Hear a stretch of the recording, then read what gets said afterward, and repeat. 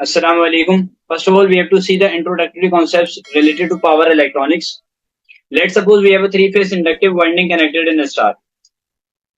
मेरे पास पहली टर्म यहाँ पर क्या आ रही है? This is my VR, this is my VY and this is my VB. इस पूरे लेक्चर के अंदर मुझे क्या क्या चीजें देखनी है? मुझे वोल्टेज देखना है,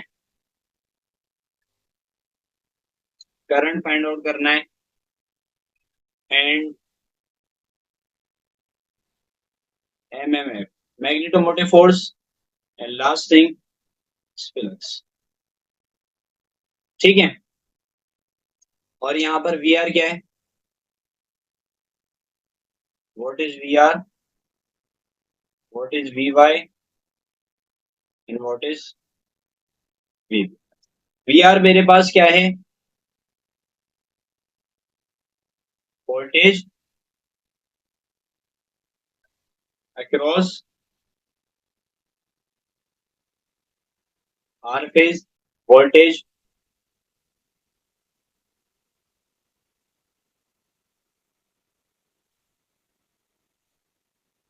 Y phase end voltage across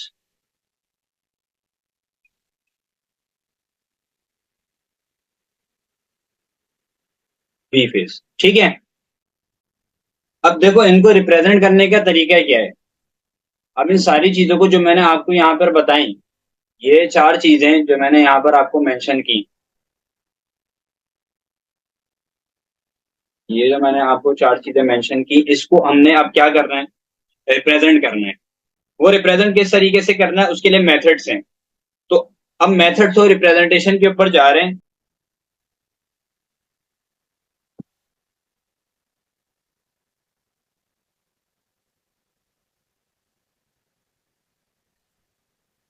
देखो मेथड्स और रिप्रेजेंटेशन के अंदर मेरे पास सबसे पहला मेथड कौन सा है? मेथड्स और रिप्रेजेंटेशन में मेरे पास सबसे पहला जो मेथड है वो फेजर से रिप्रेजेंटेशन है.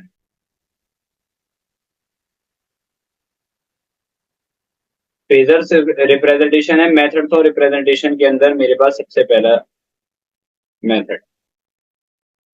फेजर रिप्रेजेंटेशन कहते हैं इसको, या फिर वेक्टर्स रिप्रेजेंटेशन.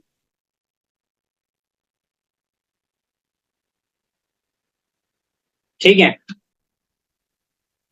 क्या किया था हमारे पास? Voltage, current, MMF and flux. इसको हमने रिप्रेजेंट करना है वेक्टर फॉर्म में.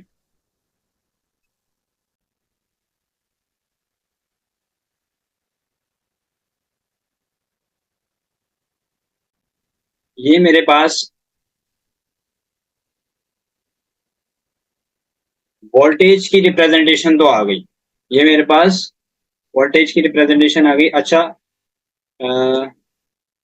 एक चीज मैं यहाँ पे लिखना भूल गया था. दैट थिंग इज, यहाँ पर क्या है? Three phase AC voltage.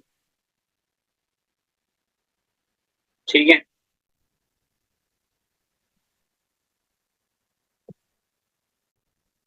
ये मेरे पास क्या है? ये सिंपली मेरे पास वी आर है, और ये मेरे पास क्या है? वी वाई है, और ये मेरे पास क्या है? वी बी है. और V R is my, I am considering V R as my reference voltage. ठीक है. वी आर को मैंने सपोज कर लिया this is my reference voltage. अब दूसरा जो मेथड्स ऑफ रिप्रेजेंटेशन है ना, ये तो पहला मेथड ऑफ रिप्रेजेंटेशन आ गया, फेजर्स रिप्रेजेंटेशन या फिर वेक्टर्स रिप्रेजेंटेशन. अब जो सेकंड मेरे पास रिप्रेजेंटेशन का मेथड है वो क्या है? वो मेरे पास है मैथमेटिकल रिप्रेजेंटेशन.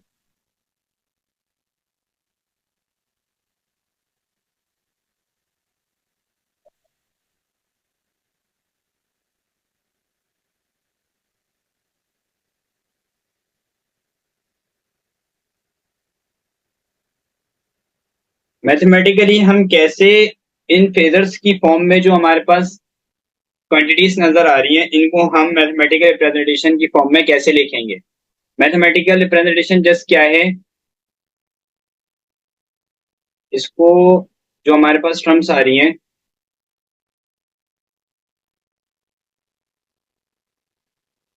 इन सबको किस फॉर्म में लिखना है, इक्वेशंस की फॉर्म में लिखना है। ठीक है, सही। अब इक्वेशन की फॉर्म में मैं सबसे पहले मैंने आपके सामने वोल्टेज को प्लॉट किया है, मैंने आपको यहाँ पर वोल्टेज की वेक्टर रिप्रेजेंटेशन बता दी है। अब मैं इनकी इक्वेशंस लिख देता हूँ। जितनी क्वांटिटीज है हमारे पास, बारी बारी हम उसकी वेक्टर रिप्रेजेंटेशन बना देंगे, उसको वेक्टर की फॉर्म में रिप्रेजेंट कर देंगे, देन हम उनकी मैथमेटिकल रिप्रेजेंटेशन भी देख लेंगे, यानी इक्वेशंस भी उसकी फाइंड आउट करेंगे। मेरे पास जो वी वाई है, रेफरेंस वोल्टेज, उसकी मेरे पास इक्वेशन क्या होगी। मेरे पास वी आर जो रेफरेंस वोल्टेज है, इसकी मैथमेटिकल रिप्रेजेंटेशन बनती है V M sine omega T. बात समझ आ रही है। और वी वाई की क्या होगी mathematical representation, V M sine omega T minus 120 degree का डिले आएगा। वी वाई के साथ 120 डिग्री का डिले आ गया, और वी वी के साथ कितने का आएगा, ये आपको खुद अंदाजा होगा।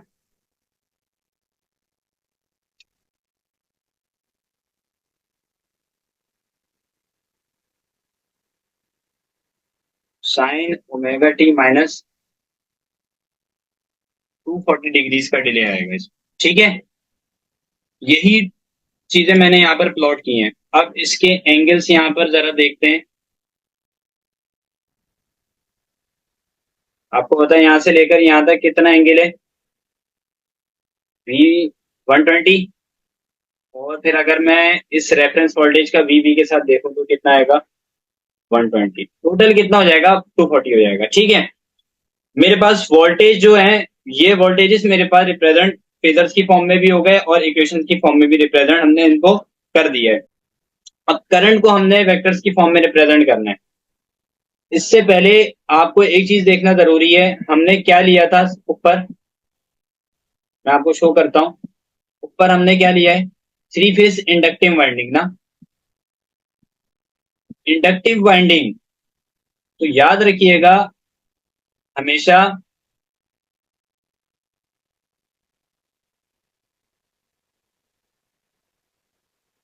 कि आपके पास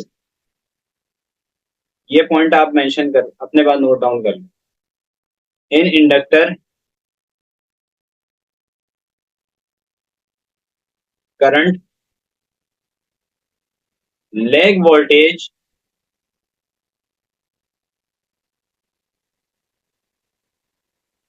बाय 90 डिग्रीज। ठीक है, लेग से आपकी मीनिंग क्या होती है, delay. What is lag means, delay. और डिले मींस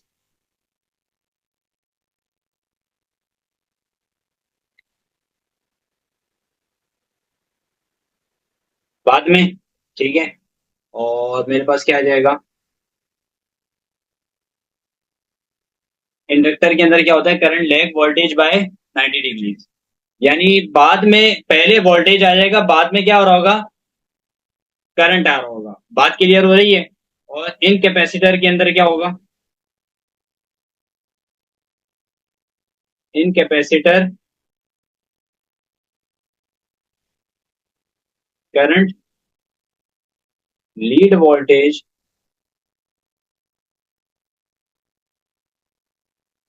बाय 90 डिग्री। और लीड की मीनिंग क्या होती है, एडवांस। ठीक है, या फिर क्या कह सकते हैं इसको, एडवांस से मुराद पहले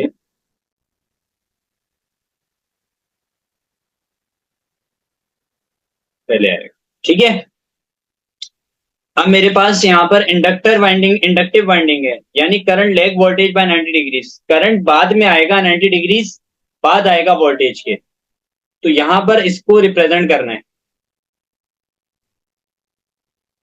देखो भाई, ये मेरे पास करंट की रिप्रेजेंटेशन हो गई, ये मेरे पास क्या है, मैंने करंट वेक्टर्स बना लिए। ये मेरे पास क्या है, this is my I B, this is my I B and this is my, ये मेरा क्या है, आई आर है, ठीक है, and this is my I Y. ये बात क्लियर हो रही है। हमारे पास वोल्टेज रिप्रेजेंट कर दिया हमने वेक्टर्स फॉर्म में, करंट को रिप्रेजेंट कर दिया वेक्टर्स फॉर्म में। अब हमारे पास देखो कौन सी टर्म आ रही है। अब मुझे एक बात ये बताइए कि क्या करंट वेक्टर की लेंथ वोल्टेज जो वेक्टर है इसकी लेंथ के से बराबर होगी? Answer is no. क्यों? उसके पीछे क्या रीजन है? देखो, आपको एक बात पता है क्या, कि करंट का फॉर्मूला क्या निकलेगा, I equals to V by XL. XL किसके इक्वल होता है? 2 पाई एफ एल, ठीक है। और मेरे पास क्या है, क्या आ जाएगा फिर, वी अपॉन ओमेगा एल। यानी आपको यहाँ पर डायरेक्टली बस ये बताना मकसद है कि करंट आपको यहाँ पर डायरेक्टली क्या हो रहा है, यहाँ पर करंट वेक्टर की जो लेंथ है वो वोल्टेज वेक्टर की लेंथ से कम होगी, क्योंकि करंट मुझे क्या नजर आ रहा है, ये इस टर्म से मुझे डिवाइड होके फिर मुझे करंट वेक्टर मिल रहा है। बात समझ आ रही है? तो इसका मैग्नीट्यूड, इसकी लेंथ कम होगी एज कम्पेयर टू वोल्टेजेस। अब मेरे पास क्या आ रही है तीसरी टर्म, देखो ऊपर हमने दो चार टर्म्स पढ़ी थी, voltage, current, MMF and flux. अब हमारे पास कौन सा वेक्टर बनाना रह गया है, एमएमएफ बनाना रह गया ना।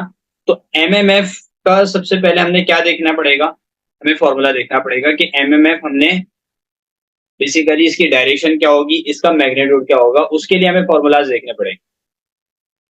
मुझे एक बात पता है क्या, करंट को अगर मैं मल्टीप्लाई कर दूं किससे, मैं लिखता हूं यहाँ पर, करंट अगर मल्टीप्लाई हो रहा हो नंबर ऑफ टर्न से तो आपके पास क्या मिल जाता है, आपको एमएमएफ मिल जाती है, ठीक है।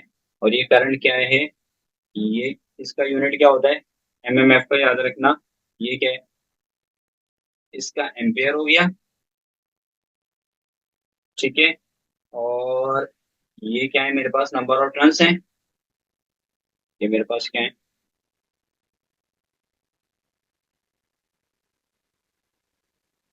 नंबर ऑफ टर्न्स हैं, और ये एम्पेयर इनटू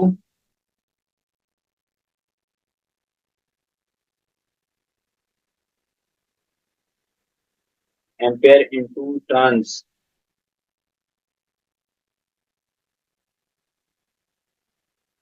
ये मेरे पास क्या आ गया, एमएमएफ का यूनिट आ गया, ठीक है। और एमएमएफ क्या है, मैग्नेटोमोटिव फोर्स है।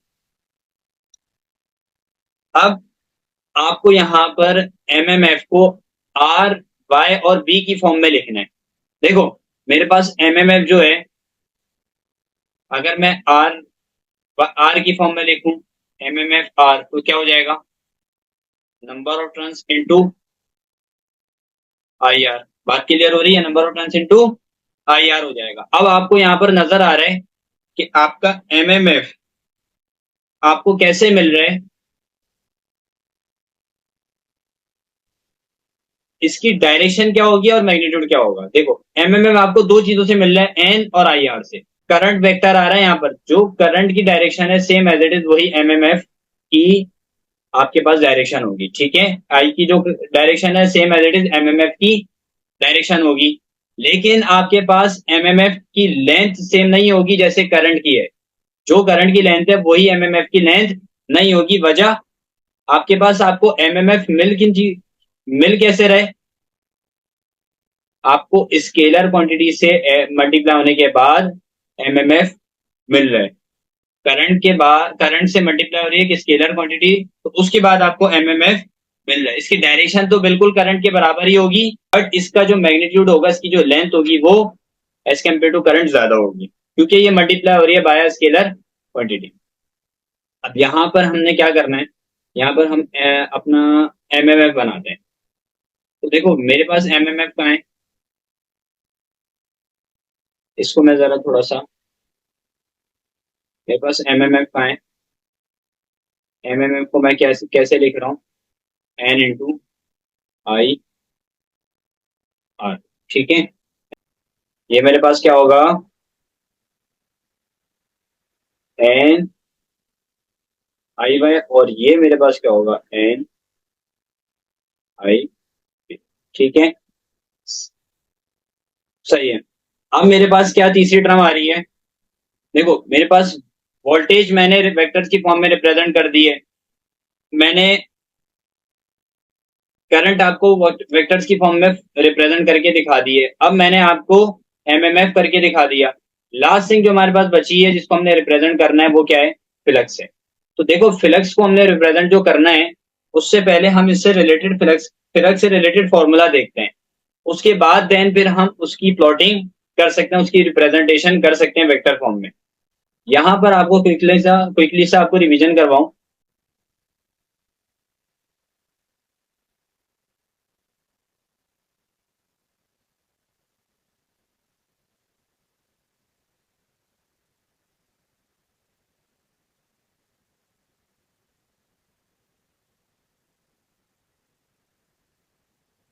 इलेक्ट्रिकल सर्किट्स के अंदर के वी बराबर होता है किसके, आई आर के। ठीक है, इलेक्ट्रिकल सर्किट के अंदर होता है, और बेसिकली ये क्या होता है, ये वी क्या है, ईएमएफ, इलेक्ट्रोमोटिव फोर्स कहलाती है। ठीक है, सेम एज इट इज जैसे इलेक्ट्रिकल सर्किट के अंदर आप ऐसे इसको डिनोट करते हैं, और अगर मैं आपके पास देखूं in magnetic circuits, magnetic circuits के अंदर आप कैसे इसको बताते हो, मैग्नेटिक सर्किट के अंदर आप इसको देखते हो, ये ईएमएफ क्या बन जाता है, एमएमएफ, और ये जो आई है करंट है, ये क्या है, फ्लक्स, और आर जो है ये क्या हो जाता है,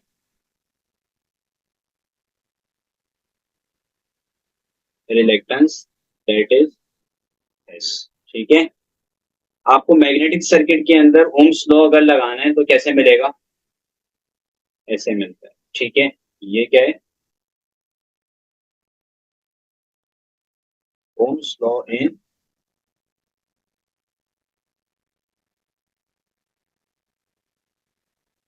मैग्नेटिक सर्किट। ये basically Ohm's law in magnetic circuit बताने का मकसद ये था, मुझे यहाँ से फ्लक्स फाइंड आउट करना है, क्योंकि मेरी चौथी चीज क्या रह गई है, फ्लक्स रह गया। ठीक है, तो फ्लक्स आपके पास बेसिकली किसके बराबर हो जाएगा, ओम्स, इस फॉर्मूले से आप देखो, तो एमएमएफ डिवाइड बाय एस हो जाएगा, यस और नो। और ये एस रिलेक्टेंस है, यानी क्या है, रिलेक्टेंस तो है, लेकिन ये कौन सी क्वांटिटी होती है, स्केलर क्वांटिटी। बात समझ आ रही है, फ्लक्स आपके पास कैसे फाइंड आउट हो रहा है, MMF divide by scalar quantity that is reluctance. अब इसकी डायरेक्शन क्या होगी वो देखना जरूरी है। देखो डायरेक्शन तो क्या होगी इसकी, डायरेक्शन सेम एज एमएमएफ। ठीक है, सेम एज एमएमएफ, आपके पास क्यों, क्योंकि किसी वेक्टर क्वांटिटी से तो डिवाइड नहीं हो रहा ना, same as MMF, because direction तो चेंज नहीं होगी, बिकॉज डिवाइडिंग बाय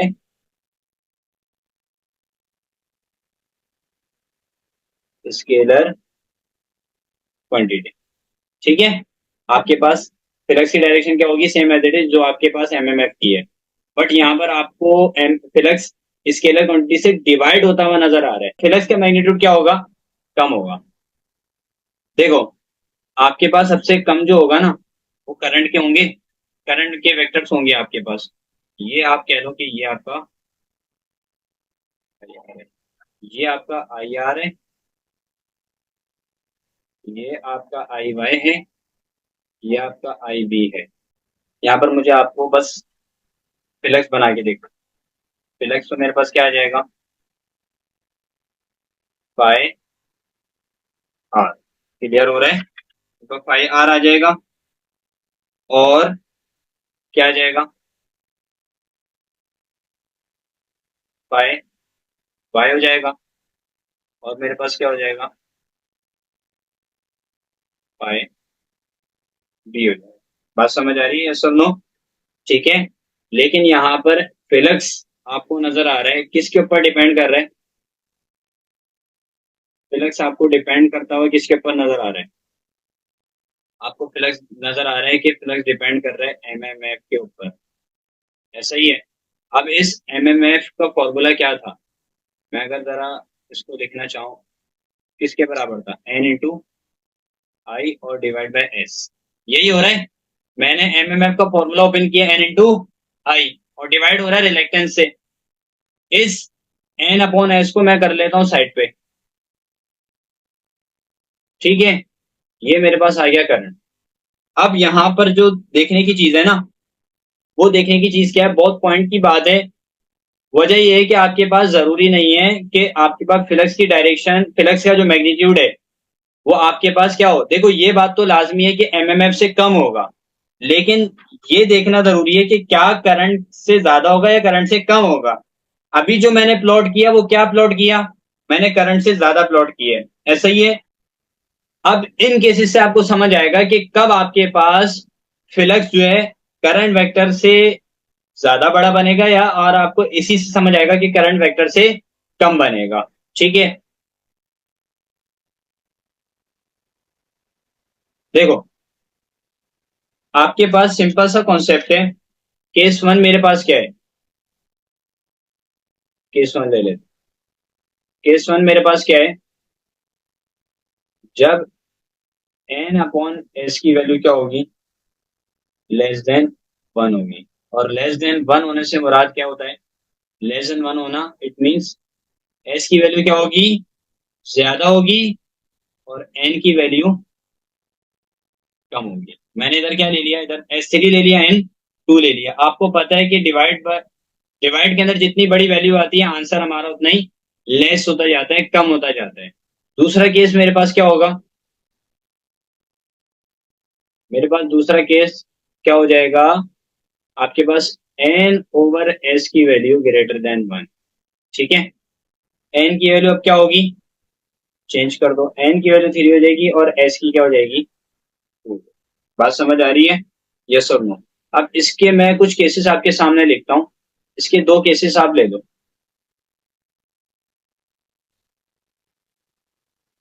ठीक है, दो केसेस ले लो। जरूरी नहीं है कि एन की वैल्यू थ्री और एस की वैल्यू टू हो। N upon S greater than one होने के लिए एन की वैल्यू जरूरी नहीं है थ्री और एस की टू हो। आप ये भी तो कर सकते हैं, एन की आपने क्या ले ली, यही वाली ले ली, एस की भी यही ले ली।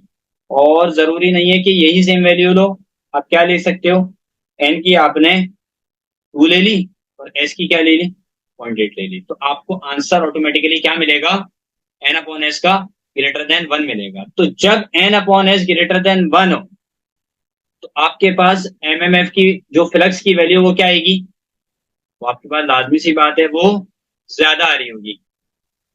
और अगर एन अपॉन एस की वैल्यू लेस देन वन है, तो आपके पास इसका वेक्टर कैसा बनेगा, फ्लक्स का, वो कम ही बनेगा। अब मैं इधर आपको ज्यादा वाला तो बना के दिखा चुका हूं।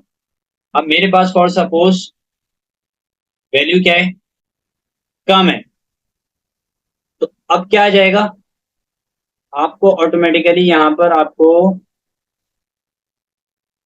फाई भी आपको करंट वेक्टर से पीछे बनता हुआ नजर आएगा। ठीक है, यहाँ पर क्या हो जाएगा, फाई आर हो जाएगा, करंट वेक्टर से पीछे बनेगा।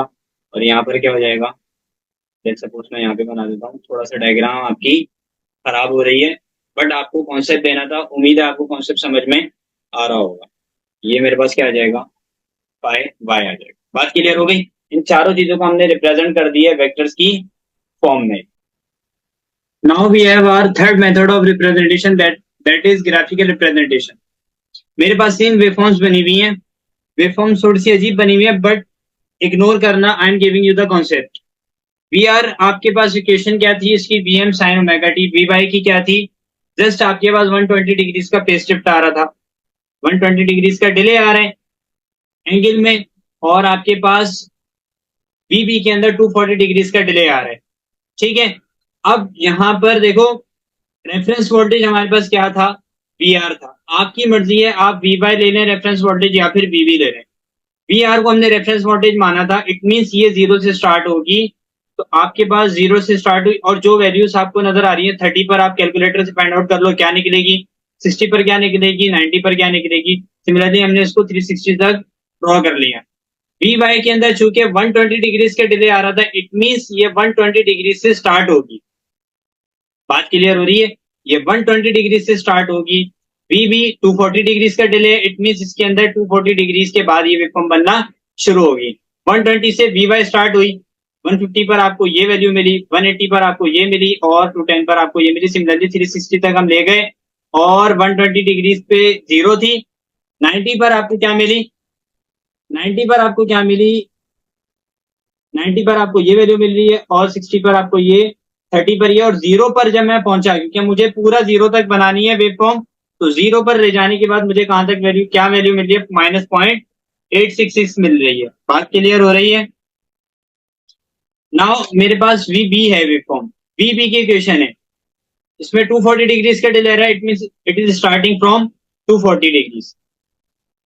270 पर ये वैल्यू, 300 पर ये वैल्यू, और 330 पर ये वैल्यू, 360 पर आकर हमने स्टॉप कर दिया, 0.866 पीएम आ रही थी। देखो हम अपना जो एंगल्स लेते हैं वो क्या लेते हैं, जीरो से 240 लेते हैं, जीरो से 360 डिग्रीज तक लेते हैं, जीरो से 2 पाई तक। 2 पाई के बाद हम कहते हैं, 360 डिग्रीज के बाद हम ये कहते हैं कि हमारी वेवफॉर्म्स रिपीट होना शुरू हो जाती है, हमारी वेवफॉर्म क्या होना शुरू हो जाएगी, रिपीट होना शुरू हो जाएगी। इट मीन्स हमने सिर्फ जीरो से 2 पाई तक वेवफॉर्म को ड्रॉ करना है, 360 तक मैं लेके इसके आगे मजीद में लेकर नहीं गया। यहाँ पर मेरे पास 240 से मैं पीछे जाना शुरू हुआ, 210 पर ये वैल्यू, 180 पर ये वैल्यू। सिमिलरली मैं इसको जीरो तक लेकर जाऊंगा। आप कैलकुलेटर में वैल्यूज डालो और आप खुद इसको ड्रॉ करने की कोशिश करो, आपको पूरा आइडिया, पूरा कॉन्सेप्ट समझ में आ जाएगा। लेट सपोज मेरे पास, अब मैं कुछ एंगल की वैल्यूज लेकर, मैं एक से दो या तीन जो है आपको एंगल की वैल्यूज लेकर सॉल्व करवाऊंगा। एंगल की वैल्यूज यहाँ पर लेकर सॉल्व करेंगे, देन फिर हम इसका एक कंक्लूजन निकालकर लेक्चर को एंड करेंगे। यहाँ पर फॉर सपोज मेरे पास वैल्यू क्या है, 8 omega T equals to 90 degrees. For suppose मेरे पास वैल्यूज मुझे देखनी है वी आर की, वी वाई की, और वी बी की।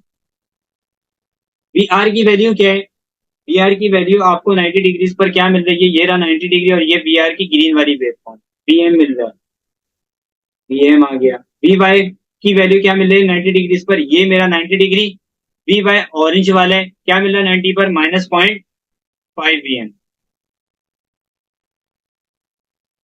और वीबी की वैल्यू आपको, रेड वेवफॉर्म आपके पास वीबी की है, इस पर आपको 90 डिग्रीज पर क्या मिल रही है वैल्यू, इस पर भी आपको -0.5 वीएम मिल रही है।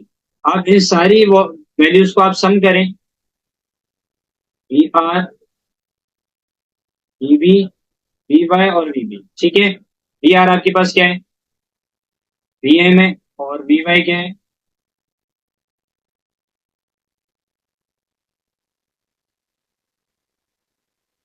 -0.5 वीएम है, और इस पर भी आपके पास -0.5।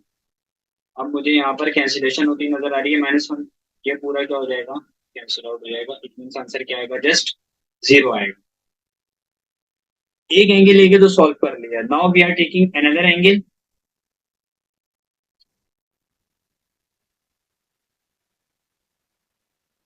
Eight omega T equals to, आप बोलो किस एंगल पर लेकर सॉल्व करो क्विकली। 150 पे लेकर सॉल्व करते हैं, 150 पे लेकर सॉल्व करते हैं। V R reference voltage, V Y 120 degree का फेज शिफ्ट है, टीबी के अंदर 240 का है। ठीक है, वी आर की वैल्यू 150 डिग्रीज पर आपको क्या मिल रही है, ये वी आर वाली वेवफॉर्म आ गई, वी 150 पर आपको 0.5 वी एम मिल रही है, ठीक है। सिमिलरली वी वाई की वैल्यू कॉलेज वाली वेवफॉर्म आपको 150 पर सेम यही वैल्यू मिल रही है 0.5 V M. Now V B के ऊपर हमारे पास क्या वैल्यू है, रेड वाली हमारे पास वी बी है और आपको नजर आ रहा है 150 पर ये माइनस वी एम है, ठीक है, माइनस वी एम आ गई। अब इन तीनों वोल्टेजेस का सम करें और आंसर निकालें, क्या नहीं, 0.5 V M plus 0.5 V M V M, इन सब का आंसर मुझे नजर आ रहा है क्या निकल रहा है, ये सब आंसर कैंसिल आउट होकर क्या बन रहा है, सिर्फ जीरो आ रहा है, ठीक है। अभी मैं फिर कंक्लूजन नहीं बता रहा, मैं आपके पास एक और एंगल की वैल्यू देकर आपको मुतमईन कर दूं, फिर आपको वो कंक्लूजन बेटर तरीके से समझ में आ जाएगा। ओमेगा टी इक्वल्स 300 पे लेते हैं, 300 पे वी आर वी वाई और वी वी आर की वैल्यू आपको क्या मिल रही है 300 पर, अम, मुझे 300 पर वी आर की वैल्यू क्या मिल रही है, देखो 300 ये रहा, ये ग्रीन वाली वेवफॉर्म वी आर की, 300 ये रहा मेरा इन, मुझे क्या मिल रही है 0.866 मिल रही है मुझे वी आर की वैल्यू, क्या मैं देख लेता हूँ, 0.866 वी एम मिल रही है, ठीक है। और 300 ही पर मुझे 300 पर मुझे वी वाई की क्या मिल रही है, जीरो मिल रही है, यहाँ देख लेते हैं, यहाँ पे वी आर की वैल्यू कितनी है, जीरो है। और रेड वाली वेवफॉर्म आपकी क्या है, रेड वाली वेवफॉर्म आपकी वीबी की है और 300 पर आपको क्या मिली है 0.866 मिल रही है, बात क्लियर हो रही है। देखो वी आर की आपको क्या मिल रही थी -0.866 और वीबी की 300 पर +0.866 मिल रही है और 300 पर वी वाई आपका क्या है, जीरो, वी वाई क्या है, वी वाई आपका जीरो है और वीबी की क्या है, वीबी की +0.866 वीएम आ रही है, ठीक है। इन सब का सम करो, -0.866 VM plus zero plus 0.866 VM, इन सब की कैंसिलेशन हो जाएगी, क्या आ जाएगा आंसर, जीरो डिग्री। अब जो मैं आपको कैलकुलेशन बताने जा रहा हूँ ना वो आपको अब समझ में आ जाएगा, देखो थोड़ा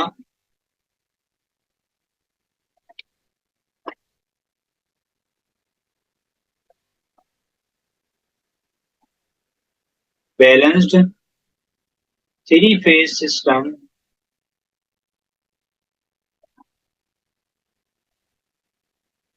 the sum of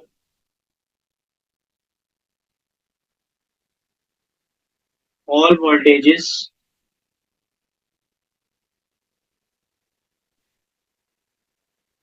the sum of all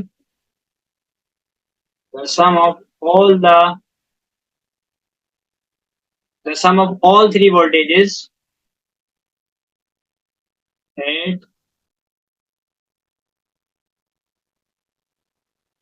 at any angle will be zero।